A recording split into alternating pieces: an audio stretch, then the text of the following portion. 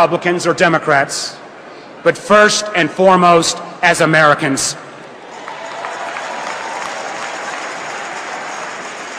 You know, I spent 20 years in business.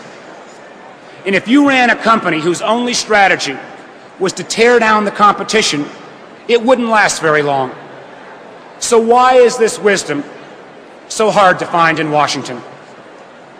I know we're at the Democratic Convention, but if an idea works, it really doesn't matter whether it's got a D or an R next to it. Because this election is not about liberal versus conservative. It's not about left versus right. It's about the future versus the past. In this election, at this moment in our history, we know what the problems are. We know at this critical juncture, we only have one shot to get it right. And we know that these new times demand new thinking. We believe in success. We believe that everyone should have an opportunity to get ahead. And with that success comes a responsibility to make sure that others can follow. I think we're blessed to be Americans.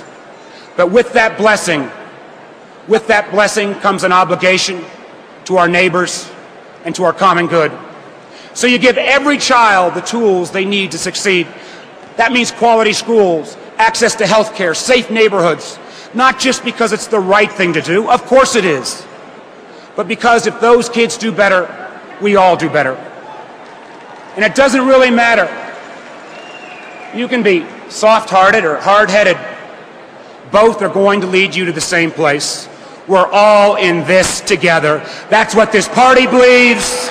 That's what this nation believes. That's what Barack Obama and Joe Biden believe.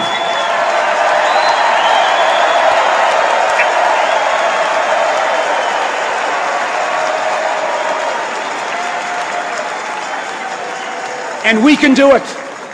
We can do it. Sure we can. When I became governor, this is what Virginia faced. A massive budget shortfall, an economy that wasn't moving, gridlock in the Capitol. Now, does that sound familiar? So what did we do? Working together, a Democratic governor with a 2-to-1 Republican legislature, and a whole lot of good folks who didn't see themselves as Democrats or Republicans, but as Virginians. We closed the budget gap, and Virginia was named the best managed state in the nation. We made record investments. In education and job training. We got 98% of all of our eligible kids enrolled in our children's health care program.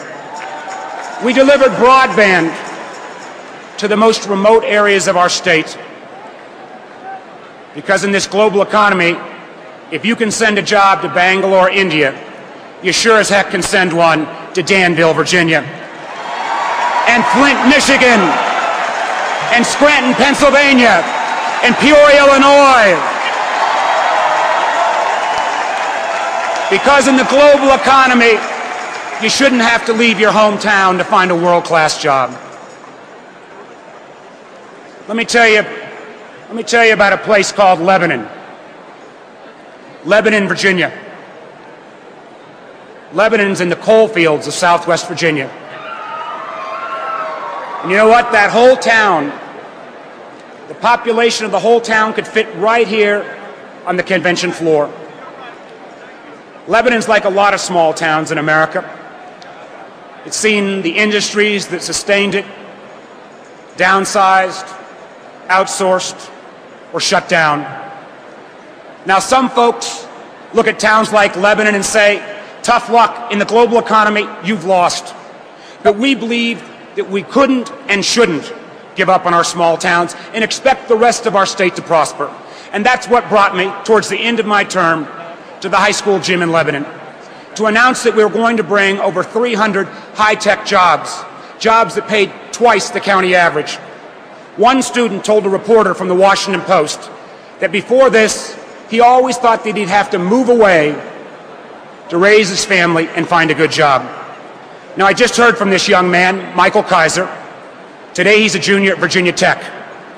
His older brother his older brother just moved back home to Lebanon because there was an information technology job open for him that was just too good to pass up.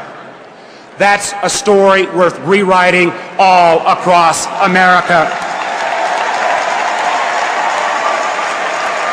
With the right leadership, we can once again achieve a standard of living that is improved and not diminished in each generation. We can once again make America a beacon for science and technology and discovery. Ladies and gentlemen, we know how to do it. The American people are ready, and Barack Obama and Joe Biden will get it done.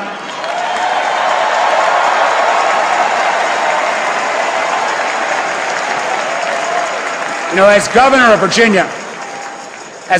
Virginia, it was humbling to occupy a position that was once held by Thomas Jefferson. Almost as daunting as delivering the keynote address 4 years after Barack Obama,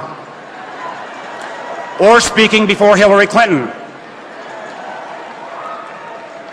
Towards the end of his life, Thomas Jefferson, the founder of our party, wrote one of his frequent letters to his old rival, John Adams. He complained about the aches of getting old, but what was on his mind was what would life be like for the next generation of Americans. As Jefferson was ready to go to sleep, he closed his letter by writing, "I like the dreams of the future better than the history of the past." Jefferson got it right at the dawn of the 19th century, and it's our challenge to get it right at the dawn of the 21st. This race is all about the future, and that's why we must elect Barack Obama as our next president. Because the race for the future will be won when old partisanship gives way to new ideas, when we put solutions over stalemate, and when hope replaces fear. Tonight, looking out at all of you, and with a deep faith in the character and resolve of the American people, I am more confident than ever that we will win that race and make that future ours. Thank you, God bless you, and God bless the United States of America.